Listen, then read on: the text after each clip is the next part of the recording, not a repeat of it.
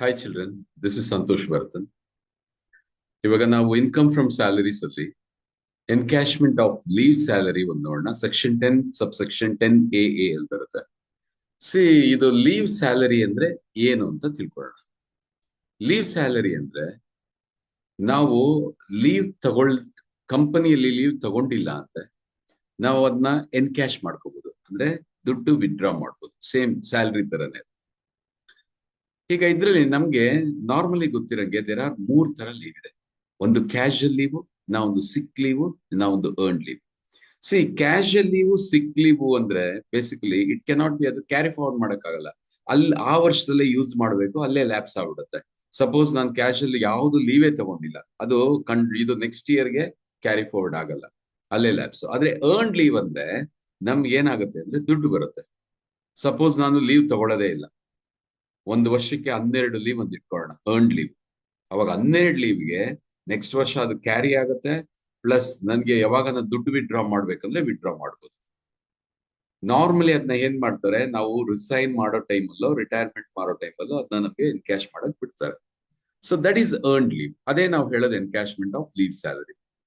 Leave ಸ್ಯಾಲರಿಯಲ್ಲಿ ಈಗ carry forward ಮಾಡಿ ನಾವು ಎಂಡ್ ಆಫ್ ದ ಪೀರಿಯಡ್ ಅದನ್ನ ನಮ್ಮ ಎಂಪ್ಲಾಯರು ನಮ್ಗೆ ದುಡ್ಡಿನ ಮೂಲಕ ಕೊಟ್ಟಾಗ, ಕಾಂಪನ್ಸೇಟ್ ಮಾಡಿದಾಗ ಅದನ್ನ ನಾವೇನಂತ ಹೇಳ್ತೀವಿ, ಲೀವ್ ಎನ್ಕ್ಯಾಶ್ಮೆಂಟ್ ಸ್ಯಾಲರಿ. ಈಗ ಲೀವ್ ಎನ್ಕ್ಯಾಶ್ಮೆಂಟ್ ಸ್ಯಾಲರಿಲಿ ಬೇಸಿಕಲಿ ಏನು ಅಂದ್ರೆ 2 ತರ ಇದೆ ಪ್ರಾವಿಷನ್ಸ್. ಏನ್ ಪ್ರಾವಿಷನ್ ಅಂದ್ರೆ, ಒಂದು ಅವ್ನ್ ಡ್ಯೂರೇಷನ್ ಇಲ್ಲಿದ್ದಾಗ ಲೀವ್ ಸ್ಯಾಲರಿ ತಗೊಂಡ್ರೆ ಯಾವ ರೀತಿ ಟ್ರೀಟ್ ಮಾಡೋದು, ಇಲ್ಲ ಅವ್ನ್ ರಿಸೈನ್ ಮಾಡಿ ರೆಸಿಗ್ನೇಷನ್ ಮಾಡ್ತಾನೆ, ಇಲ್ಲ ರಿಟೈರ್ಮೆಂಟ್ ಏಜ್ ಆದ್ಮೇಲೆ ಜಾಬ್ ಬಿಡೋ ಟೈಮಲ್ಲಿ ಲೀವ್ ಸ್ಯಾಲರಿ ಬಂದ್ರೆ ಯಾವ ರೀತಿ ತಗೊಳ್ಳೋದು ಅಂತ ನೋಡೋಣ. ಸಿ ನಾನು ಡ್ಯೂರೇಷನ್ ಅಂದ್ರೆ ಸರ್ವಿಸ್ ಅಲ್ಲಿ ಇದ್ದಾಗ ಯಾವುದೇ ಲೀವ್ ಸ್ಯಾಲರಿ ನಾನು ಅವೇಲ್ ಮಾಡುತ್ತೆ. ನಾನು ಗೌರ್ಮೆಂಟ್ ಎಂಪ್ಲಾಯಿ ಆಗಿರ್ಬೋದು, ಇಲ್ಲ ಪ್ರೈವೇಟ್ ಅಲ್ಲಿ ಕೆಲಸ ಮಾಡ್ತಾ ಇರ್ಬೋದು. ಗೌರ್ಮೆಂಟ್ ಎಂಪ್ಲಾಯಿ ಅಂದ್ರೆ ಸ್ಟೇಟ್ ಗೌರ್ಮೆಂಟ್, ಸೆಂಟ್ರಲ್ ಗೌರ್ಮೆಂಟ್, ಯಾರೇ ಇರ್ಲಿ, ಗೌರ್ಮೆಂಟ್ ಎಂಪ್ಲಾಯಿನೋ ಪ್ರೈವೇಟ್ ಎಂಪ್ಲಾಯಿನೋ ಸರ್ವಿಸ್ ಅಲ್ಲಿ ಇದ್ದಾಗ ಲೀವ್ ಸ್ಯಾಲರಿ ರಿಸೀವ್ ಆದ್ರೆ ಅದು ಫುಲ್ಲಿ ಟ್ಯಾಕ್ಸಬಲ್. ಆಯ್ತಾ? 2ನೇ ಕೇಸು, ಇವಾಗ ರಿಸಿಗ್ನೇಷನ್ ಕೊಡ್ತೀವಿ ನಾವು ಕಂಪನಿಯಲ್ಲಿ ವರ್ಕ್ ಮಾಡ್ಬೇಕಂದ್ರೆ, resignation or retirement. Government employee ಆದ್ರೆ ಫುಲ್ಲಿ ಎಕ್ಸೆಂಪ್ಟೆಡ್. ರಿಟೈರ್ಮೆಂಟ್ ಟೈಮಲ್ಲಿ ಯಾವುದೇ ಲೀವ್ ಸ್ಯಾಲರಿ ತಗೊಂಡ್ರೆ ಇಲ್ಲ, ರೆಸಿಗ್ನೇಷನ್ ಆದ್ಮೇಲೆ ಯಾವ್ದನ್ನ ಲೀವ್ ಸ್ಯಾಲರಿ ತಗೊಂಡ್ರೆ fully excepted. Whereas in case of in case of non government ಎಂಪ್ಲಾಯಿಯಲ್ಲಿ, ಪ್ರೈವೇಟ್ ಎಂಪ್ಲಾಯಿ ವರ್ಕ್ ಮಾಡೋರು, ಅವ್ರೇನಾದ್ರು ರೆಸಿಗ್ನೇಷನ್ ಅವ್ರ ರಿಟೈರ್ಮೆಂಟ್ ಟೈಮಲ್ಲಿ ಏನಾದ್ರು ತಗೊಂಡ್ರೆ ಅದೇನಾಗುತ್ತೆ, partly exempted, partly taxable. Partly taxable, partly exempted ನಾವು ನೋಡೋಣ ಯಾವ ರೀತಿ ಕ್ಯಾಲ್ಕುಲೇಟ್ ಮಾಡ್ತಾರೆ. Less least of the following ಅಂದ್ರೆ 4 ಆಪ್ಷನ್ ಕೊಟ್ಟಿದ್ದಾರೆ ಅವರು. ಮೊದಲನೇದು ನನ್ಗೆ ಏನ್ ಎಕ್ಸಾಕ್ಟ್ ಆಗಿ ಲೀವ್ ಸ್ಯಾಲರಿ ಸಿಕ್ತು. 2ನೇದು ಮ್ಯಾಕ್ಸಿಮಮ್ ಲಿಮಿಟ್ 25 ಲಕ್ಷ. ಹೋದ್ ವರ್ಷ ಎಲ್ಲ 3 ಲಕ್ಷ ಇತ್ತು, ಈ ವರ್ಷದಿಂದ ಅಂದ್ರೆ ಅಸೆಸ್ಮೆಂಟ್ ಇಯರ್ 24-25ಗೆ ಅದು 25 ಲಕ್ಷಗೆ ಲಿಮಿಟ್ ಜಾಸ್ತಿ ಮಾಡ್ಬಿಟ್ಟಿದ್ದಾರೆ. ಇನ್ನ ಒಂದು 10 ಮಂತ್ಸ್ ಆವರೇಜ್ ಸ್ಯಾಲ್ರಿ ಅಂದ್ರೆ ಆವರೇಜ್ ಸ್ಯಾಲ್ರಿ 10 ತಿಂಗಳದು ಯಾವಾಗ ಬಿಡ್ತಾನೆ ಅದಾದ್ಮೇಲೆ ನೆಕ್ಸ್ಟ್ ಮಂತ್ ಇಂದ ಅಂದ್ರೆ ಹಿಂದಿನ ತಿಂಗಳಿಂದ 10 ತಿಂಗಳು ನಾವು ಕೌಂಟ್ ಮಾಡಿ ಅದು ಇದು ಸ್ಯಾಲ್ರಿ ನಾವ್ ಹಾಕೊಳ್ತೀವಿ, ಆವರೇಜ್ ಸ್ಯಾಲ್ರಿ.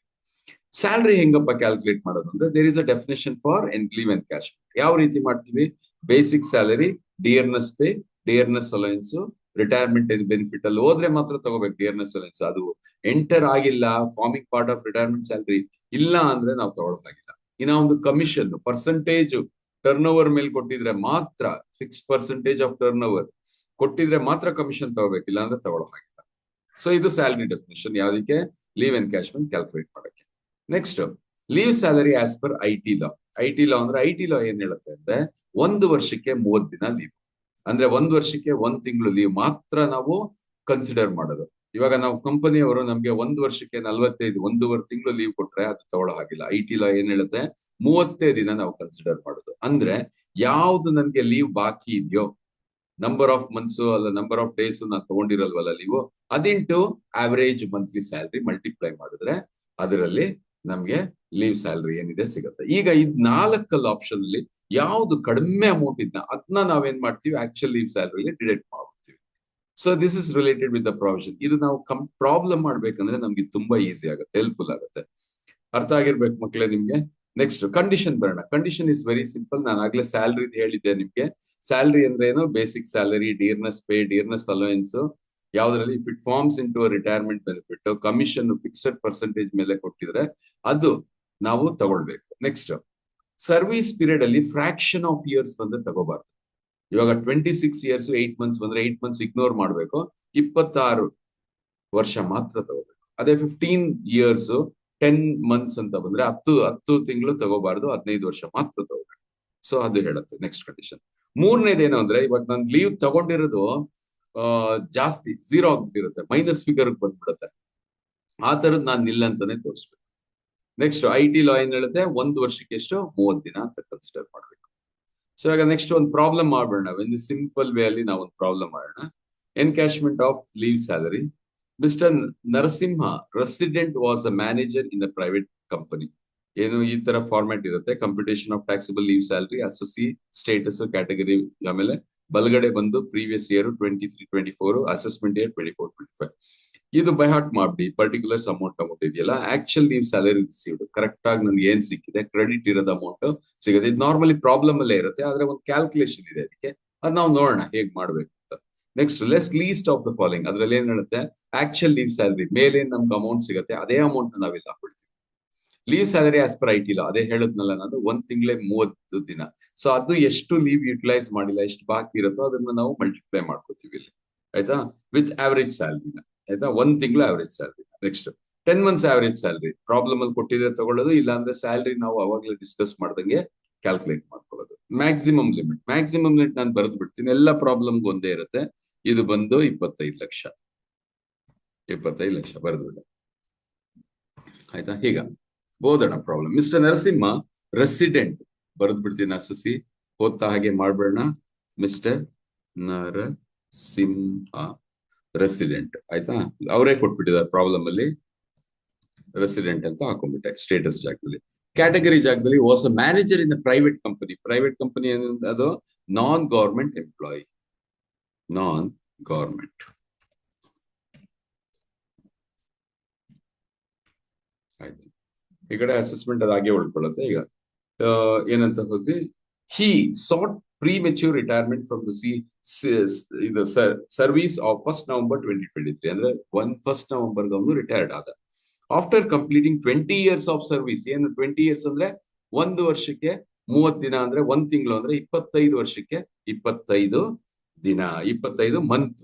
ಸೊ ನಾನೇನ್ ಮಾಡ್ತೀನಿ ಇಲ್ಲಿ 25 ಅಂತ ಹಾಕೊಳ್ತೀನಿ, ಅಂದ್ರೆ ಆ ಸರ್ವಿಸ್ ಅಲ್ಲಿ ಅವ್ನಿಗೆ ಎಷ್ಟು ಲೀವ್ ಸಿಗ್ಬೇಕು, 25 ಸಿಗ್ಬೇಕು. ನೋಡೋಣ.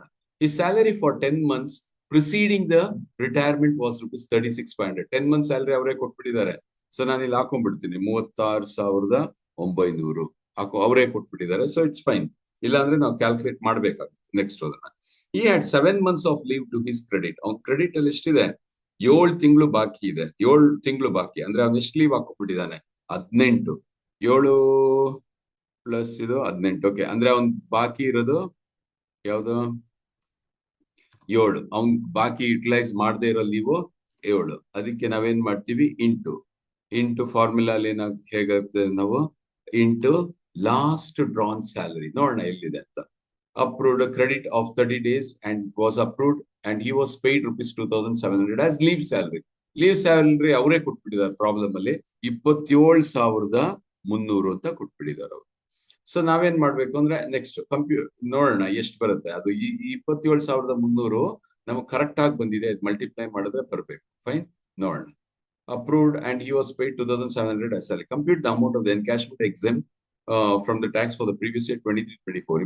If his last drawn salary 3,900, 7 into last drawn multiply ಮಾಡ್ತೀನಿ. ಫಾರ್ಮುಲಾ ಇರೋದೇ ಹಾಗೆ, ಬಾಕಿ ಉಳ್ದಿರೋದನ್ನ ಲಾಸ್ಟ್ ಡ್ರಾನ್ ಸ್ಯಾಲರಿ, ಹಿಂದೆ ಲಾಸ್ಟ್ ಅಲ್ಲಿ ಅವನೇನು ಸ್ಯಾಲರಿ ತಗೊಂಡಿರ್ತಾನೆ ಅದನ್ನ ಮಲ್ಟಿಪ್ಲೈ ಮಾಡಿದ್ರೆ ನೋಡಿ ಮಕ್ಕಳ ಬರುತ್ತೆ 27,300 ಬರುತ್ತೆ. ಅಂದ್ರೆ ನಾವು ಮಾಡಿರೋ ಕ್ಯಾಲ್ಕುಲೇಷನ್ ಕರೆಕ್ಟ್, ಅವ್ರು ಕೊಟ್ಟಿರೋ ಅಮೌಂಟ್ಗೆ ಮ್ಯಾಚ್ ಆಗ್ತಾ ಇದೆ ಅಂತ ಅರ್ಥ.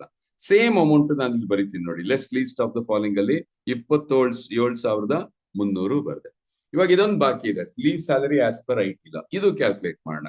ಎಷ್ಟು ತಿಂಗಳು ಅವ್ನ್ ಟೋಟಲ್ ಅವ್ನಿಗೆ ಎಷ್ಟು ಬರ್ಬೇಕು, 25 ಮಂತ್ಸ್ ಅವ್ನಿಗೆ ಟೋಟಲ್ ಲೀವ್ ಕೊಟ್ಟಿದ್ದಾರೆ ಅವರು, ಅಂದ್ರೆ 25 ವರ್ಷಕ್ಕೆ 25 ತಿಂಗಳು ಲೀವ್. ಅದ್ರಲ್ಲಿ ಅವ್ನು ಎಷ್ಟು ಹಾಕೊಂಡ್ಬಿಟ್ಟ ಲೀವು, 18 ಕಳೆದು ಬಿಟ್ಟಿದ್ದಾನೆ. ಬಾಕಿ ಉಳಿದಿದ್ದು ಯಾವ್ದು ನಮ್ಗೆ, 7 ತಿಂಗಳು. 7 ಇಂಟು, ಈಗ ಕ್ಯಾಲ್ಕುಲೇಟ್ ಮಾಡ್ತೀರಾ ನೀವು, ಇದು ಆವರೇಜ್ ಸ್ಯಾಲರಿ 10 ಮಂತ್ಸ್ ನಮಗೆ ಕೊಟ್ಬಿಟ್ಟಿದ್ದಾರೆ 36,900. ಒಂದ್ ತಿಂಗಳಿಗೆ ಎಷ್ಟು ಅಂದ್ರೆ 36,900 ಡಿವೈಡೆಡ್ ಬೈ 10 ಅಂದ್ರೆ 3690 ಒಂದು ತಿಂಗಳಿಗೆ. ಸೊ ಎಷ್ಟು ಬರುತ್ತೆ ನಮ್ಗೆ? 3690 ಅಂದ್ರೆ 25,830 ಬರುತ್ತೆ. ಕರೆಕ್ಟಾ? 25,830 ಬರುತ್ತೆ. ಸೊ ಇದ್ರಲ್ಲಿ ಎಲ್ಲ ಕಡಿಮೆ ಯಾವುದು ನಮ್ಗೆ?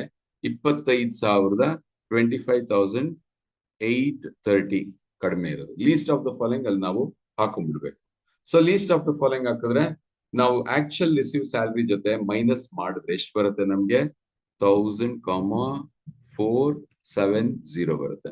ಅಂದ್ರೆ 1,470 ಟ್ಯಾಕ್ಸಬಲ್ ಲೀವ್ ಸ್ಯಾಲರಿ. ನರಸಿಂಹ ಅವ್ರಿಗೆ ಎಷ್ಟು ಕಟ್ಟಬೇಕು? 1,470 ಆಸ್ ಅ ಲೀವ್ ಸ್ಯಾಲರಿ ಅವರು ಕಟ್ಟಬೇಕು. ಸೊ ಮಕ್ಕಳೇ, ಇದು very simple problem. I hope so you have understood. ಏನಾದ್ರೂ ನಿಮ್ಗೆ ಸಂಶಯ ಇದ್ರೆ ನೀವು ಕಮೆಂಟ್ ಸೆಕ್ಷನ್ ಅಲ್ಲಿ ಹಾಕಿ. ಆಮೇಲೆ ನನಗೆ just whether you have like the video or not ಅಂತ ಕಮೆಂಟ್ ಮಾಡಿ. Okay, thank you. Hope so ಮಕ್ಕಳೇ ನೀವು ಅರ್ಥ ಆಗಿದೆ ಅಂತ. Thanks lot for watching the video. Thank you.